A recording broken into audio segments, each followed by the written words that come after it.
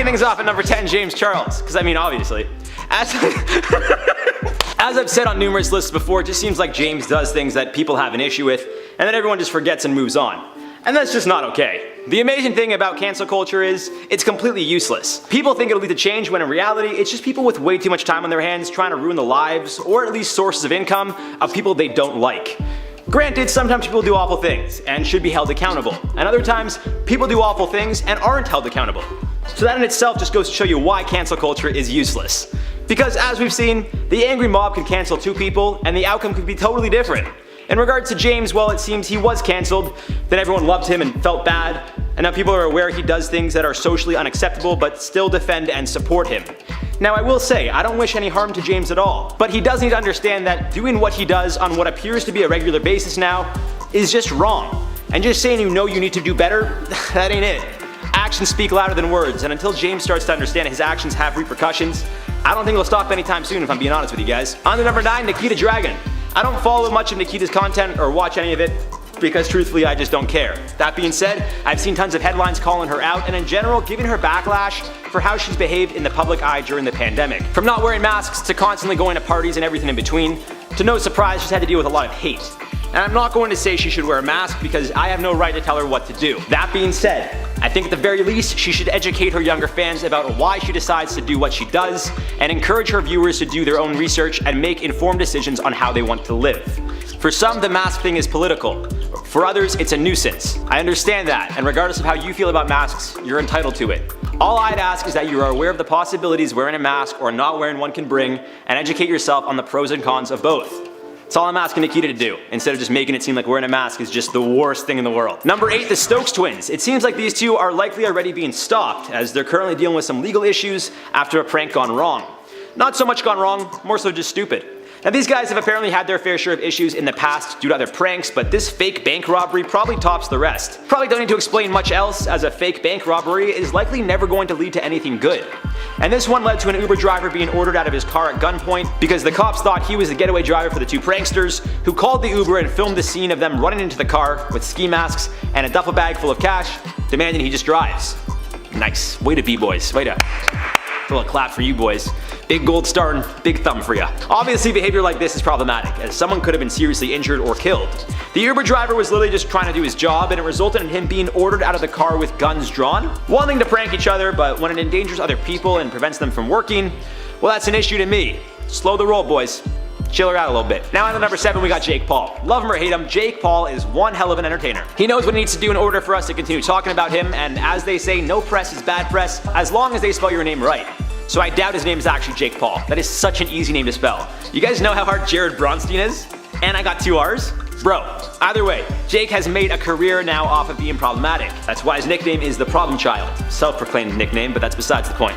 And he's gone all in on this persona, almost like a professional wrestler turning heel. At first, he was just Logan's younger brother who was arrogant, but some people liked. Now he's deliberately turned into this character who bites off more than he could chew and laughs in people's faces. So he is definitely great at what he does, which is why he's successful. That being said, there have been a lot of successful people who are great at what they do and are still incredibly problematic.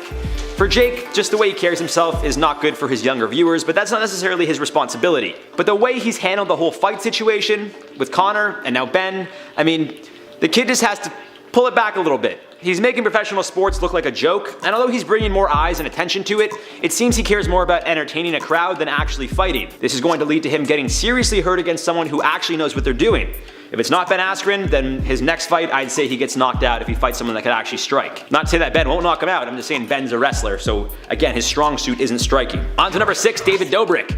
I mean, yeah, he's been going through it for sure. Unfortunately, when situations like this come to light, as we've seen time and time again, they usually aren't handled the way they would be handled in the real world. Now, what do I mean by this? Well, with all the allegations made against David and former members of the Vlog Squad, it seems the worst of it is coming down on David. Now, in my books, the guy being accused of committing the much more serious crime, in this case Dirty Dom, should be facing more backlash than David.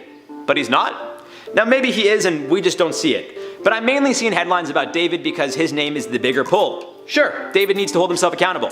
Sure, he needs to adjust and realize what he did was wrong. Sure, he needs to stop living in this frat boy mentality. I'm not trying to defend David at all. Again, what he did was wrong, for sure. But can we also take a moment to comment on how YouTube in general needs to step out of this high school mentality? When serious allegations arise on YouTube, I just feel like they're not taken as seriously because it's seen as YouTube drama, and unfortunately that just further adds to the narrative that some of these accusations shouldn't be taken as seriously, say as, I don't know, real crimes. But these are real crimes. Everything that's happened, they are real. Anyways guys, got plenty more to say on this a little bit later on, but that's just how I feel about that. I'm not saying David shouldn't be canceled or whatever, I'm just saying like, let's understand what's going on here, is all I'm saying. Halfway at 5 Jeffree Star. I mean, the guy's been canceled more times than I could count. I can only count up to 3. And that should go I don't know why I said that. And that should go to show you that people either don't actually care to cancel him or are fine to support him knowing what he's done in the past. Of course, there was the Dramageddon situation, the old MySpace posts, the text messages that included some slurs. I mean, the list goes on and on. Yet this guy still manages millions of views per video and is pretty much mocking when he gets cancelled as of late because he knows it's very temporary. Thus, the behavior and actions that some deem problematic will continue. And let me be clear in saying I don't think anyone on this list should lose their job necessarily, but again, just take a step back and recalibrate some things. Just change it up. The issue is a lot of them don't need to change it up because even when they do things that get them cancelled, as I mentioned before, it appears to be temporary no matter how bad. And knowing that it won't last, looking at things from a business standpoint, well, you can just wait it out. Logan Paul did it, Chris D'Elia did it, I'm sure Shane Dawson will return soon as well. And I'm not saying you can't bounce back, I do believe people change. Use Logan as a prime example. The major difference is he has significantly changed while a lot of others haven't. Number 4, Bryce Hall. I know he's a TikToker, so I wasn't going to put him on this list, but he's also got a pretty strong YouTube presence now and is showing up to people's houses trying to fight them. I like to call Bryce the mini Jake Paul because he's simply just emulating everything the guy does. Kind of like how Jake is emulating everything Connor does.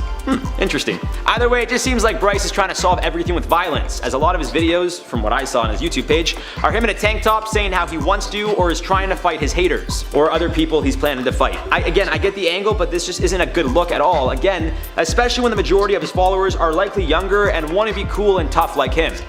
Again, that's from their perspective. Actually, no, I think the guy is pretty cool and tough as well. I just hope he learns to lead with love, you know what I mean?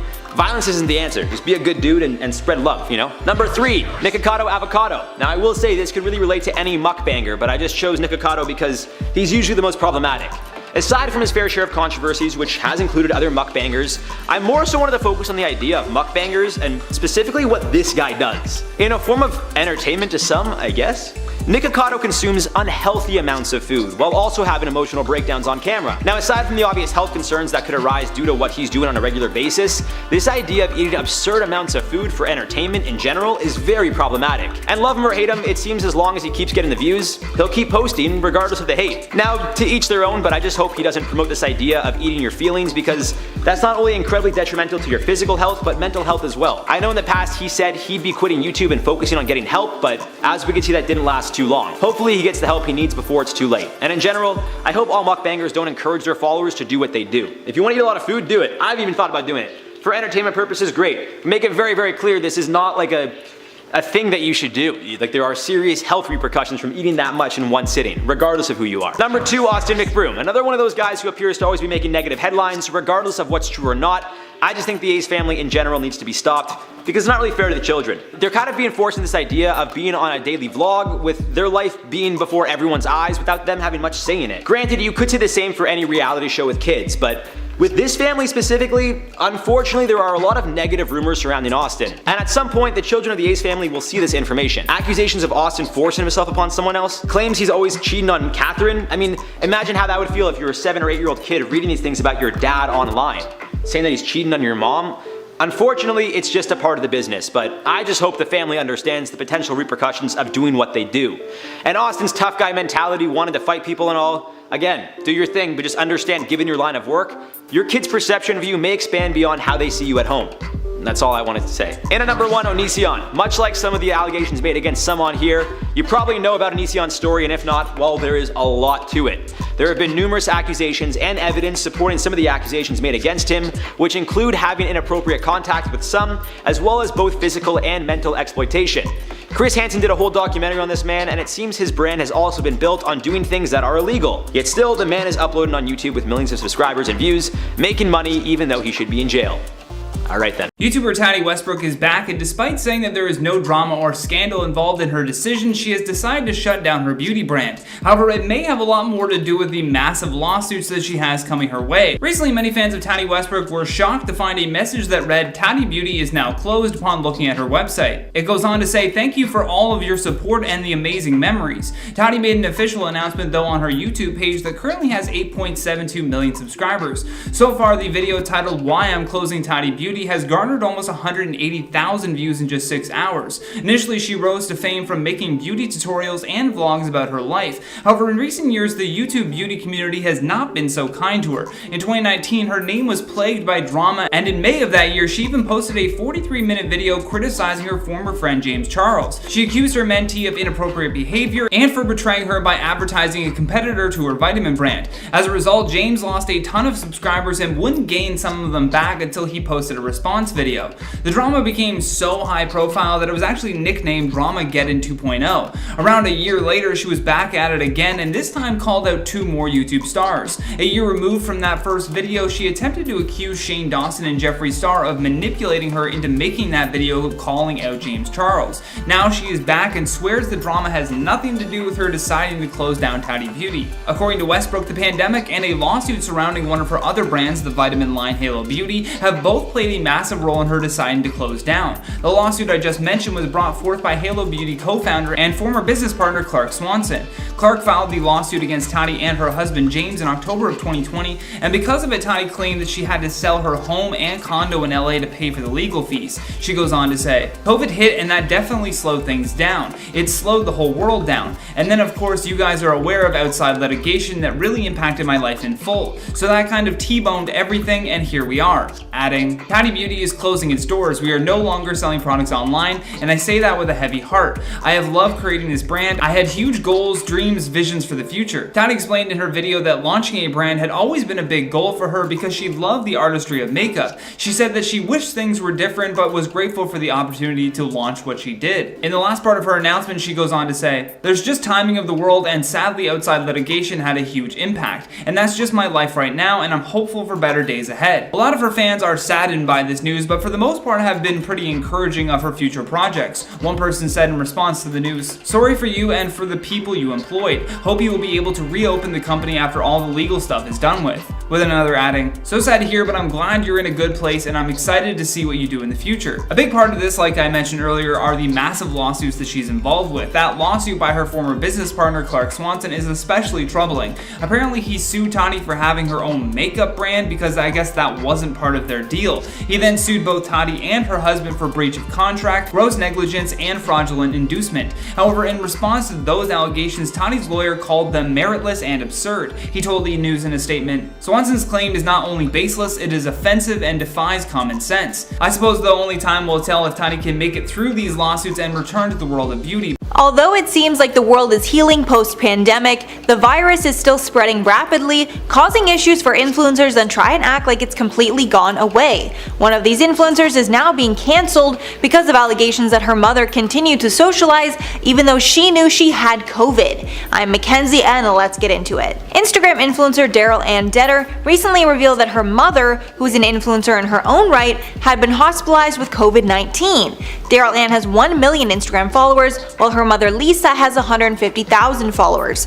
Of course, this announcement brought sympathy for her and her mother, Lisa Fletcher, but that quickly turned to anger. This was after fans realized that Lisa had been out socializing just days before her hospitalization, clearly while she knew she was positive. The timeline surrounding this event is hard to confirm, but as of now, Lisa has been in the hospital for about a week fighting the virus. Lisa is actually well known in Daryl Ann's community, frequently appearing with her daughter on her Instagram account, and even running her own page, like I said, has 150,000 followers of her own. But the issue with this is that allegedly Daryl Ann said that her mother tested positive for the virus 10 to 12 days before needing hospitalization, shortly after the family arrived in California from Texas. That information caused huge backlash because Lisa didn't change her lifestyle habits whatsoever after testing positive and was even seen out in public by many fans. After this was all revealed, fans were desperate to know if Lisa really did test positive for more than a week prior to her hospitalization, and did she do any sort of quarantine after learning her diagnosis. But of course, many assumed the worst, and the comment section on Daryl Ann's post quickly turned ugly, with people assuming that she was knowingly spreading the virus. One of these comments read, quote, "How completely selfish and irresponsible of y'all to know you had tested positive but chose not to quarantine. You and your family have been all over the place throughout the past week." Apparently, a fan even reached out to the BuzzFeed writer who's reporting on the story, and the fan claimed that they saw Daryl Ann and her mother a few days before and even took a picture with them. After the fan learned of her mother's diagnosis, the fan was incredibly disappointed, saying they expected more from her. And the fans obviously worried about getting COVID themselves. Following all the outrage, Daryl Ann decided to start deleting comments instead of addressing people's issues with the family. In response to this effort to silence her critics, accounts then popped up on Instagram that are dedicated to sharing the ugly truth about this whole incident. These accounts are also documenting all of the deleted comments. Some fans are even going so far as to reach out to many of Daryl Ann's sponsors, thinking that if her cash flow is hurt, she will finally address it.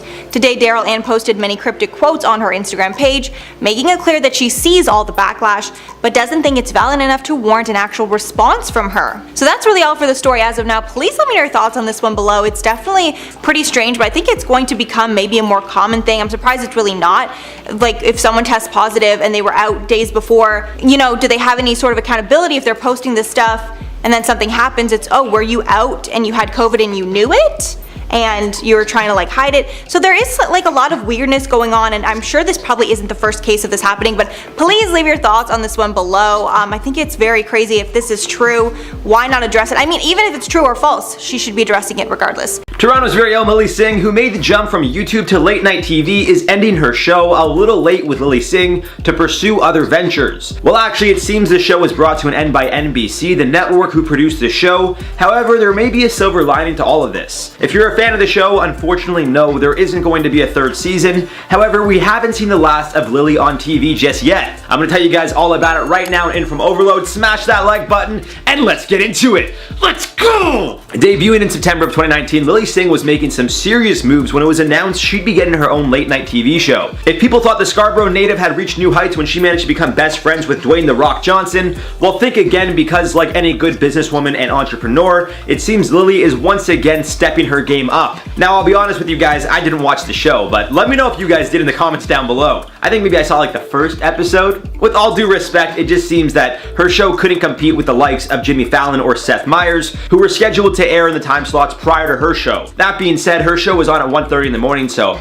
I feel that in itself is already a problem, but I mean, it's late night TV, right? That's kind of the point, is it is late at night. Maybe I just go to sleep too early. I really don't know. That's why I never watched her show. I sleep at 10 o'clock. It seems aside from the show's ratings, which honestly haven't been all that great, the struggles of adapting and continuing to film during the pandemic has also brought some troubles to the team. The show's cancellation is actually somewhat surprising, despite the shaky ratings, because it seemed her show had been renewed for a third season just a few months back. There was a clip promoting the third season, which is still available on YouTube. However, it seems not much more than that. The show's final episode is expected to air on June 3rd, and taking to Instagram, Lilly expressed her gratitude for the opportunity given to her, and also let everyone know what to expect from her in the near future. As I said, there is definitely a silver lining here, as Singh has been able to secure herself a deal with both NBC Universal and Netflix, which is like winning gold and silver at the Olympics. So I mean, good for her. Netflix is right here, and then NBC Universal is right here. I mean, I guess HBO is maybe there with Netflix. You guys get what I'm saying though. Good for her. Sharing a statement on Instagram, she explained, I quote, "2 years ago, I embarked on the wild journey of late night TV. I knew the show was about more than me, and I will forever be grateful for the opportunity and support. Today I write to you from a similar place of deep gratitude to share some news. I'm going to focus on the slate of projects my company Unicorn Island Productions is developing, and we're saying goodbye to a little late with Lilly Singh. I have a desire to make longer form content telling underrepresented stories, which is difficult to execute on a nightly show. Being an advocate for young women and people all over the world, it seems Singh wants to continue breaking down barriers and proving to others that if there is no paved road, well, just pave your own. And that, my friends, is definitely admirable. Regardless if you enjoy Lilly's content or show, you can't knock the hustle." Her post continued on by explaining she's partnered with both Netflix and NBC Universal to work on 2 separate projects. I quote, "I'm thrilled to announce NBC Universal and I have taken the next step in our relationship by signing a first look deal between Universal Television Alternative Studio and Unicorn Island Productions." Very long names for companies, great. I'm excited about bringing even more diversity to screen in an even bigger way. Aside from that project, it seems she's going to be starring in a Netflix series produced by Kenya Barris, who is most well known for the hit TV show Blackish, in which he is the creator and one of the main writers. I quote Singh's post reading, "I also get to share the news that I am developing a comedy project with the wonderful folks at Netflix. It will be executive produced by the talented Kenya Barris and his team at Calabo Inc. Society, along with writers/executive producers Nell Scovell and Dia Mishra. And your girl is starring in it." That's how she ends it. Your girl is starring in it. So aside from being the show's lead, or so it appears, she'll also be producing, or as she put it, developing the project. Wrapping things up, appearing to be quite excited from the text in her post, Lilly wrote, I quote, "This is just the beginning. I can't wait to share more with you, but this is all I can tease for now. I'm beyond grateful for your support, past, present, and future. And to the Late with Lilly crew, I'm so proud of the progress we made in diversifying late night.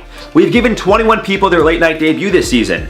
That's pretty incredible, and it's been a true honor." It seems when Singh first debuted her show, it was met with mixed feelings. She had a lot of support from her followers and the YouTube community, but it seems those who watch traditional television, or should I say, the boomers, had issues with her. I'm just kidding. It's no secret that a handful of YouTubers have found ways to break out of the platform, with Lilly getting her own TV show, the Paul Brothers Boxing, and MrBeast making his own restaurant of sorts. This is clearly just the beginning of what's to come for some of the platform's biggest stars. That being said, it seems there is also somewhat of a negative connotation that is brought with the idea of a YouTube star making the transition to Hollywood, as those who don't watch YouTube likely think there isn't much work that goes into creating content. I can't say for sure, but a lot of people probably mesh the idea of like influencers, YouTubers, and content creators all under one net, which I mean, I could see why, but I think they are all incredibly unique in their own ways. A lot of them have their own ways of making things work, is what I'll say. All in all, I want to wish Lilly all the best with her future endeavors. It's not yet been determined what will be taking over her 1:30 a.m. slot on NBC. However, it seems the network is going to be going back to what they called a creative playground for the time slot, swapping out some of their original programming. Not sure what that will be, but we'll just have to wait and see until after June 3rd. It's also unclear when we can expect Lilly's new project to be released, but given that it seems we're almost at the light at the end of the tunnel, aka this pandemic is hopefully coming to an end, well, maybe they'll drop the pilot before a year's end. But sadly, it wasn't one of our 52 genders. So, what? There's more than, there's 63 genders now? Is someone just getting paid to sit there and think of genders? So a video from 2016 and several older tweets have come back to haunt MrBeast, and now people are not only trying to cancel him for that, but they are also coming for him because of how much money he has. Yes, even despite him being YouTube's biggest philanthropist, people are still trying to end his career on the platform. But before we dive into all of those details, we need you to smash that like button to show some love to the channel. And with that out of the way, let's just begin. MrBeast has always been this sort of social media Robin Hood, if you will. His large endorsement deals with brands is typically his primary source of income for these giveaway videos, but the real money comes in going viral, hence the extreme titles like giving people money to quit their jobs. Many people have questioned though MrBeast's generosity, and previously in an article from 2018 with The Atlantic, he explains why he loves giving things away. In the article he says, "I genuinely enjoy helping people. It's something I've had an issue with. I'm that much of a nice guy. I don't know why, and I'm not just saying this to look good, I've just always been a really nice guy."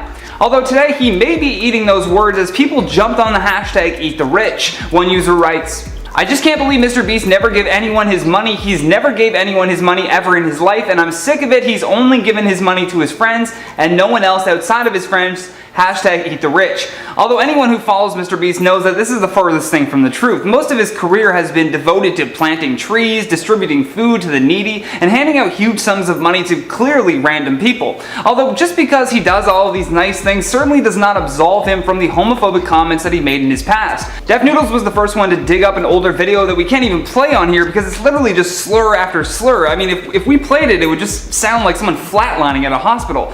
Def Noodles describes the clip that has been viewed over 30,000 times, saying, "Video of MrBeast saying homophobic slurs in a live resurface. This is on the same many are calling out his friend Chris Tyson for making Islamophobic statements in older tweets." Another user on Twitter combined these two reasons for cancellation into one tweet even. Karen Doe writes, "Just because it was normal at the time doesn't mean it's okay. MrBeast is transphobic and homophobic, period, and he should donate most of his money to gay people. #EatTheRich." Beyond video evidence of Jimmy freely using homophobic slurs, there was also several tweets where he used the notion of being gay as a punchline and thus using the F word, if you will, to diss whomever he's speaking to on Twitter. These tweets as well are from 2016 and 2017, so it's not like he didn't know that these words were cancelable offenses. I mean, 2016 is really when the cancel culture movement took off, and so content being thrown around like this should have brought more attention, but people were too busy worrying about what Donald Trump was tweeting to even care. Regardless of his personal sexuality, the intention behind using slurs like this is still an issue with many. According to The Atlantic's initial report on this back in 2018, they reached out to Jimmy for comment but said he showed no regret or remorse. In his response, he is quoted as saying, "I'm not offensive towards anyone. I'm not offensive in the slightest bit in anything I do. I'm just going to ignore it. I don't think anyone cares about this stuff." He then asked if The Atlantic could simply run a positive article about him not including his use of slurs. And when The Atlantic notified him that this would not be happening, he suggested that they send him a list of questions that he could answer over email. Although he did abruptly end the call after saying that he was just a dumb kid that makes YouTube videos and that he doesn't like doing interviews. Minutes after that call ended though, Jimmy would go on to delete all of the tweets where he used homophobic slurs. This is a rough one to talk about because of how much charity work he does, but hey, no one is safe from personal accountability, and in the age of cancel culture, the masses will hold your feet to the fire over past comments they deem problematic to progressing further as a society. And at number 10, David Dobrik. Of course, I had to start this list off with the most prominent cancellation going on right now. David Dobrik. David Dobrik and his vlog squad have been getting backlash for old pranks for months now, but David never decided to address it until an insider article was published that shared an account from a woman that said that a member of the group, Dirty Dom, forced himself on her while David was filming a bit for the vlog. In the article, David is called out for facilitating a toxic environment that led to illegal and disgusting acts to be committed. A few former members of the vlog squad, Seth Francois and Big Nick, also came forward on the H3 podcast and exposed how they were both picked on while they were part of the squad and agreed to do uncomfortable things just for content. They also claimed that when they spoke up about it, they were cut from the group. Currently, tons of sponsors have dropped David, including SeatGeek, who helped him give away free cars to most of his friends, as well as monetization has been stripped from his YouTube channel. And I don't think he's going to be coming back for a long time. And at number 7, Amanda Ensing. Beauty influencer Amanda Ensing was cancelled after she became increasingly political on her social media accounts. Ensing is a pro-Trump Republican. The Sun reported that Ensing tweeted and retweeted more than 50 times the day of the Capitol riots in support of the rioters. Then apparently days later, she uploaded a video sponsored by Sephora. Sephora's social media accounts were then immediately flooded with backlash for working with Ensing,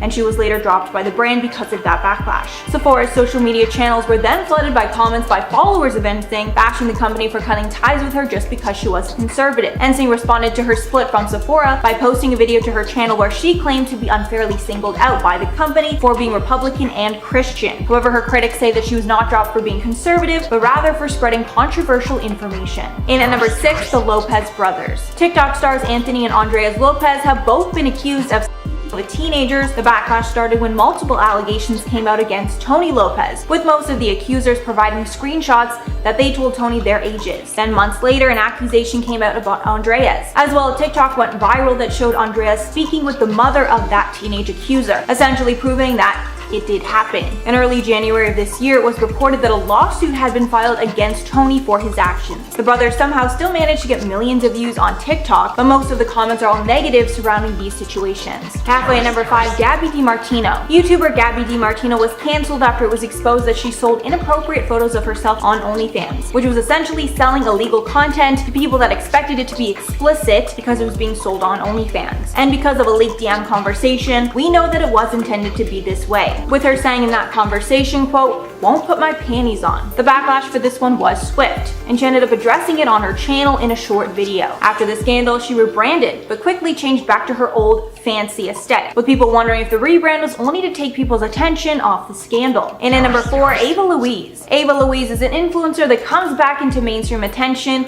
whenever she tries to expose other creators. She made headlines this year when she accused Kanye West of cheating on Kim Kardashian with a quote male beauty guru. Immediately after the video was posted, people assumed this person was Jeffree Star because they both live in Calabasas and have homes in Wyoming. However, it was later revealed that the person she was talking about was her good friend Cole Kerrigan. Now that the drama has subsided, many people who believed Ava during the midst of the scandal believe she was just lying for attention, especially since she later admitted to faking everything just for views. However, that could have just been to avoid a lawsuit. We may never know. And at number 3, Olivia Jade. Olivia Jade Giannulli has spent 2021 trying to recover from her involvement in the high-profile federal case, Operation Varsity Blues. She even went on Red Table Talk in December of 2020 to try and tell her side of the story, which was met with tons of backlash. And it seems that 2021 has not been much better. She recently got into a scandal after she made a TikTok speaking about how everybody's pain is valid, regardless of how privileged someone may be. With her saying in that video, quote, "It doesn't matter if I'm drowning in 60 feet of water and you're drowning in 30. We're both still drowning." But that was called out to be tone deaf, with many saying that she wasn't being publicly shamed because of her involvement in the the scandal, however being held accountable for cheating when she was already so ahead in life. In at number 2, Jason Nash. Jason Nash is a part of the Vlog Squad and is David Dobrik's right-hand man. He appears in practically all of David's content, from vlogs to their shared podcast views. And that means that Jason has been a part of almost all of the controversial events that have taken place with David and the squad recently. The most controversial stunt that Jason has been a part of is the SA prank on Seth Francois. This prank is what really started the downfall of the entire crew. If you need a quick refresher, basically David told Seth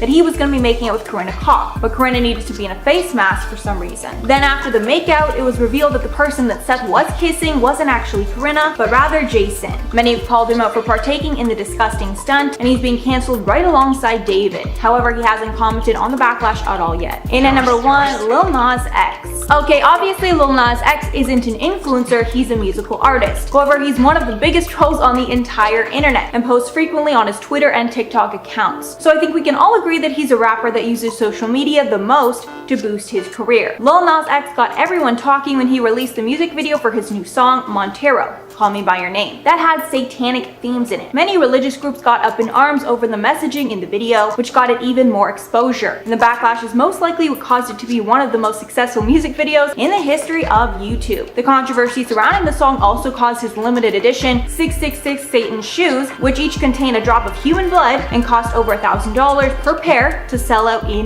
minutes. And at number 10, Jake Paul. Jake Paul used to be one of the biggest vloggers on the platform, and his content house Team 10 made permanent changes in the way that creators on YouTube collaborate. But as the years went on, the Team 10 house became harder to manage, and people weren't watching the group's videos anymore. Jake transitioned into other ventures like entrepreneurship, but even with the big changes that he's made, Jake has still been pretty consistent with his YouTube content at that point. But then his own views started tanking, and his young audience didn't like seeing the mature content that he was putting on his channel. Because of all the toxicity surrounding the platform, Jake's announced that he was quitting YouTube a number of times over the years. The last time he announced that he was planning to quit was in 2019, but he never officially left. Since then, he's been posting inconsistently and usually only posts when he has a big fight he needs to promote. Recently, Jake posted that he was back on YouTube in a video from November of 2021. But ever since that 2019 announcement, his views have been on a decline, and it seems that fans don't care about what he's making anymore. And at number 9, James Charles. James Charles was at one point the biggest beauty YouTuber on the platform, and he was so popular he even got major celebrities to collab with him on his channel, like Kylie Jenner and Doja Cat. But there have been so many ups and downs in his career, it seems the beauty community is tired of him. After his Bye Sister cancellation in 2019, he was able to come back and be better than ever in 2020. But then he got in another massive scandal in 2021, and he was forced to leave the community and completely rebrand himself. After about 4 months away, he came back in July and started posting videos again. But he's not even close to as popular as he once was before. He used to get over like 5 million views a video easily, but now he struggles to get even 2 million. Of course, these are still massive numbers, but it's clear that there's been a noticeable decline. Also, he's not able to get the all-star collabs that he once did, because no celebrity wants to hurt their brand by working with him. And at number 8, Jeffree Star. Jeffree Star is another beauty mogul who was on top of the beauty game, and it was hard to go anywhere on social media without seeing him or his makeup. But after all his cancellations and problematic behavior, even his die-hard fans could not stand behind him anymore. His beauty collections used to sell out in minutes, and his channel was getting around 10 million views a video. But following his last cancellation in July of 2020, his views have not recovered. His newest videos barely even crack over 1 million views, and he's struggling to sell his beauty products when they launch. He's also just not as interesting as he used to be, and fans are bored of the same old from him. And at number 7, Jaclyn Hill. Jaclyn Hill was the laughingstock of the beauty community after her disastrous lipstick launch that's still considered the worst beauty launch in the history of YouTube. Since then, she's come back to YouTube to launch something new, then leaves when she encounters any sort of negative attention. It seems that her videos are either talking about a problem in her life or talking about why she might be quitting social media. Her views are still decent, but nobody takes her or her launches seriously anymore, and she's struggling to keep her fanbase engaged with her videos. And at number 6, Tati Westbrook. Tati Westbrook is another beauty YouTuber who was on top of her game and was known for her polished style. She didn't engage in the drama in the beauty world and was known to be unproblematic compared to people like Jeffree Star and James Charles. But that all changed after the Dramageddon scandal that she single-handedly started. During 2019 to 2021, Tati took multiple long breaks on her channel. She even made 2 videos exposing other YouTubers, trying to get the viewers back on her side. But it didn't really work either time. As of now, she's moved on from the drama and is posting regularly on YouTube again. She's She's still pretty successful, but not like she once was. She's also announced Tati Beauty is closing down, most likely due to the lawsuits the brand has been facing. Highway number 5, Rawvanna. Former vegan YouTuber Rawvanna was known for her raw cooking videos, where all of her food would be completely raw vegan. She gained popularity for her What I Eat in a Day videos and was one of the platform's largest vegan creators. But that all changed when she was exposed for eating fish while still claiming to be vegan. After her secret was revealed, she came on YouTube and said she'd quit being a vegan because she was experiencing health issues that were cured when she started incorporating eggs and fish into her diet. For months after her explanation video, her channel was flooded with hate and dislikes, but she still kept posting videos of her new life, hoping that everybody would forget. As of now, her views have tanked, and her entire vegan fanbase has left her. And at number 4, Trisha Paytas. Trisha Paytas is the most scandalous person on YouTube and does anything possible to get clicks. Trisha was beloved by the community in 2020 when she started the Frenemies podcast with Ethan Klein. People loved their dynamics and loved the way they were exposing other famous YouTubers like David Dobrik. But the love affair did not last long, and Trisha's toxic behavior was exposed by Ethan, which ended the show for good. At this point, most of the internet has turned on Trisha, and she's doing whatever she can to make videos that people will want to watch. But she's back with her old antics, making videos trolling and doing crazy things for clicks. And at number 3, Olivia Jade. Olivia Jade had it all. She was beautiful, rich, and had famous parents. She even managed to break out of her parents' shell and was recognized for her own social media talents. But that all changed when it was exposed that she bribed her way into USC and used her privilege to buy her way into university by pretending to be a rower. She stayed off her channel for close to a year while her parents were fighting their legal battle. She's now back and posting again, but she doesn't have the same influence that she once had. And under pretty much all of her posts, someone will comment about the USC scandal or ask her about rowing. And at number 2, Jay Station. Jay Station has been getting in hot water for years now. He started getting hate on the platform after he would take advantage of the deaths of other celebrities and make Ouija board videos trying to contact them. Obviously extremely disrespectful. Then he got in even more hot water in 2020 when he posted a video claiming that his girlfriend named Alexia had passed away. He then made a video trying to contact her even though he knew that she was alive. She then came forward on her own channel saying that he made everything up and she broke up with him because he was incredibly toxic to her. After this, he was arrested by Toronto police and his monetization was stripped from his main channel. Both of his channels were later deleted by YouTube and he's threatened legal action to get them back. As of now, he was forced to make a second channel that only has 27,000 subscribers at this point, and it's clear the internet does not want him back. And finally at number 1, Leafy is here. Leafy is here as one of the most infamous YouTubers ever. He grew rapidly when his channel first started, but it was stalled by YouTube after they gave him multiple community guideline strikes. YouTube made it clear they did not like his content, and they didn't want him to be the face of the platform. iDubbbz then made a content cop addressing everything wrong with Leafy, and Leafy decided to leave the platform for over 2 years. He then came back in 2020 and was growing rapidly once again. But then he was hit with 3 community strikes, and his channel was terminated by YouTube. Before his channel was deleted, he was constantly criticizing Twitch streamer Pokimane, which is not accepted on YouTube. Leafy told Keemstar that he didn't receive any emails about specific videos prior to the ban, and it seemed like a coordinated takedown. After the ban, YouTube posted a statement about the decision, saying, quote, "We have strict policies that prohibit harassment on YouTube, and we remove content that violates our policies when flagged to our attention. Channels that repeatedly violate our policies will be terminated." And a spokesperson confirmed that the ban is permanent and Leafy will not be allowed on YouTube ever again.